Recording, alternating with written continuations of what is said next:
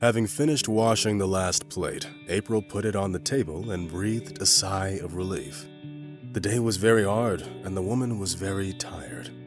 Most days there weren't as many dirty dishes, but a celebration was held at the restaurant that day, and therefore, April's workload increased noticeably. The woman meticulously examined the mountain of clean dishes and felt satisfied with her work. April was about to leave when her attention was drawn to a tray of dishes that the customers had sent back for some reason. The food was intact and looked very appetizing. April thought for a moment and then decided to take the food home. It wouldn't hurt anyone if I took some of this food, would it? It has already been paid for, and I don't think that anyone needs it. April reassured herself. She had been working in this restaurant for 2 months and was used to the fact that some of the dishes were sent back to the kitchen. April didn't know why exactly the customers refused to eat the food they ordered, but it happened almost every day. The dishwasher realized that it didn't concern her, and so she preferred to ignore it and just do her job. Moreover, the chef of the restaurant, Mr. Edwards, didn't like it when someone stuck their nose into his business. He was a domineering and strong man who was used to ruling in the kitchen with an iron fist. It was Alfred Edwards who was in charge of purchasing the ingredients that were needed to cook the dishes on the menu. Comforting herself with the thought that the food had already been written off, April placed it in her bag. The woman didn't feel like she was stealing or breaking any rules, for that matter. This food would have ended up in the trash anyway, so the fact that April decided to take it home wouldn't really change anything. Moreover, April had 2 children waiting for her at home, and they were probably very hungry by that time of the day. Having taken the food, April hurried to leave the restaurant. She was sure that no one would even notice that those dishes were missing from the kitchen and tried to ignore the feeling that she was doing something wrong. The single mother had good reasons for making the decision to take the food. April's husband was a firefighter. He died 2 years ago while trying to put out a fire in a large shopping mall. Being the head of the fire brigade, Larry was amongst the first ones to rush into the very epicenter of the fire, thereby trying to save as many people as possible. Thanks to his decisive and courageous actions, there were no casualties among the mall customers. Unfortunately, Larry himself didn't manage to get out of the building and died under the rubble when the roof collapsed. April remembered the coffin covered with the flag and the sad faces of her husband's colleagues who came to see him off on his last journey. During the funeral and the wake, April felt like she was stuck in a bad dream. The young widow was devastated. The sadness that filled her heart didn't let April focus on anything. It seemed as if her life was now hidden behind a veil of tears and grief. It took April about half a year to at least somewhat recover and adjust to the new life without her husband Larry. The situation was aggravated by the fact that April was now left alone with 2 children and was facing financial problems which needed to be solved. Billy and Josh were born 1 year apart, so they got along well and could look after each other if need be. The kids were 6 and 7 years old, so April could already leave them home alone. Some days, the neighbors took care of the kids, but April didn't feel comfortable asking them for help often. Trying to provide for the family, April changed one job after another, always hoping to find a better position. Thus, in a relatively short time, the young widow managed to master the profession of a cleaner, a maid, and even a gas station operator. But each job had its drawbacks. Either the salary was too small, or the working conditions were simply unbearable. And when April had already lost hope of ever finding a suitable position, fortune smiled at her. She found the perfect job. The young widow was hired almost immediately, right after a standard interview with the restaurant director. To April's surprise, washing dishes at the restaurant wasn't as difficult as it seemed at first glance. All she had to do was make sure that the dishes were washed quickly and the workplace was always clean. Approaching her home, April saw the light in the windows and her heart beat joyfully. "They're still awake, my little boys," the woman thought, smiling. Having opened the door, she immediately saw Josh and Billy, who rushed to hug her and tell her about their day. Mom, Josh had chest pains again, here on the left side. He asked me not to tell you anything, but I forgot," Billy said, hiding his eyes guiltily. April shuddered and looked anxiously at her eldest son. She knew that Josh had a heart defect, and it had been making her miserable for several months. She learned of the fact that her son had developed a dangerous condition a year ago during a routine checkup.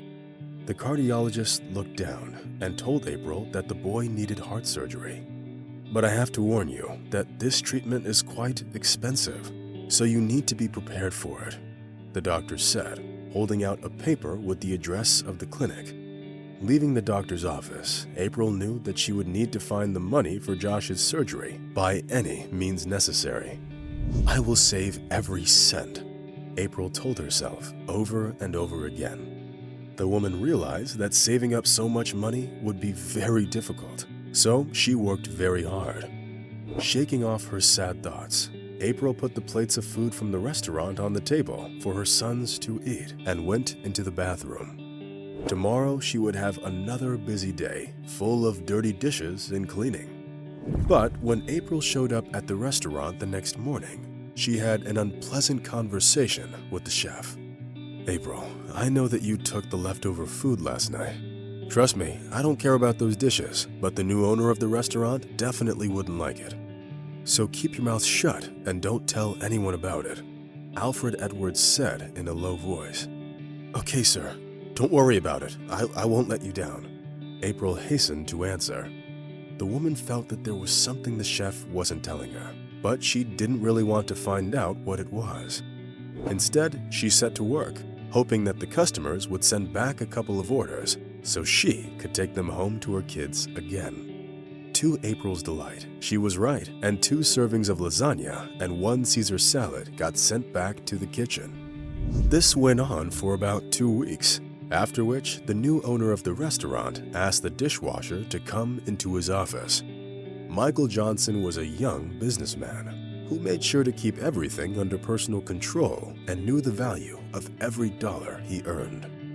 Thus, Michael decided to install CCTV cameras in the restaurant in order to find out why the establishment was losing money. For obvious reasons, he didn't tell any of his employees about it.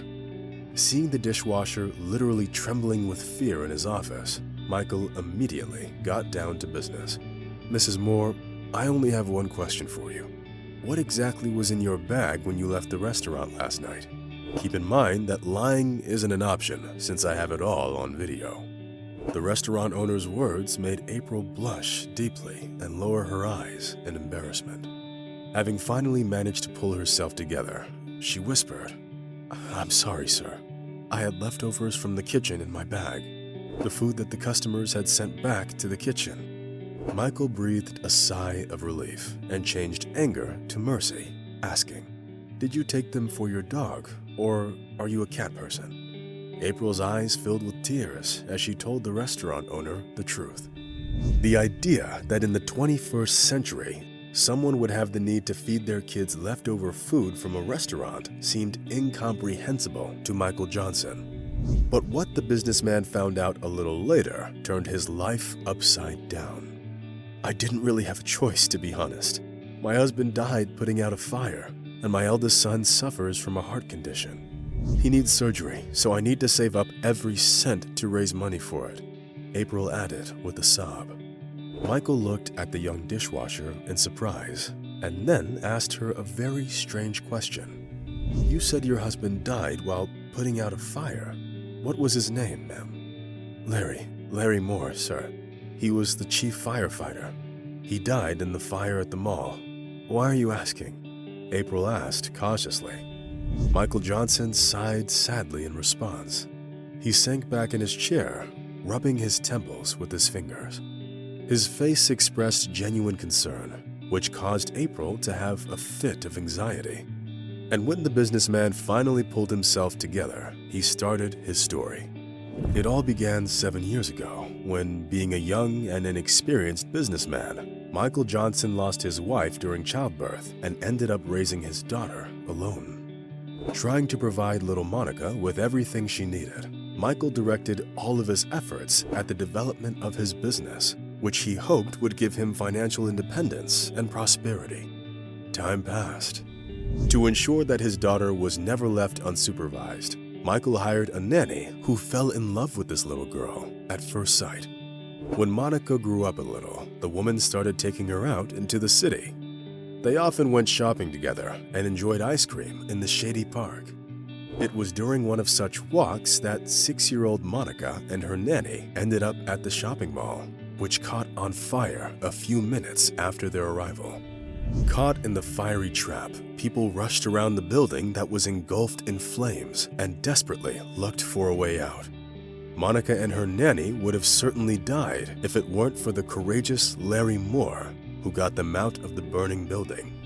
And now, standing next to the young widow, Michael realized that it was his chance to repay the firefighter by helping the hero's little son, who didn't just lose his father, but was also sick. Hugging April by the shoulders, the young businessman promised to help Josh, who needed urgent heart surgery. Having called the number that the young widow gave him, Michael talked to the management of the clinic. He paid the first installment and set the date for the surgery. "Thank you, sir. You are a blessing," April whispered with tears in her eyes. Michael shook his head in response and promised to help her in any way he could. The businessman kept his word, and the next week, Josh got the surgery at one of the best clinics in New York. Thanks to the professionalism of the doctors, everything went well, and the boy was recovering very quickly. Meanwhile, Michael figured out what was causing the losses at the restaurant, as well as who was responsible for it. It turned out to be the chef.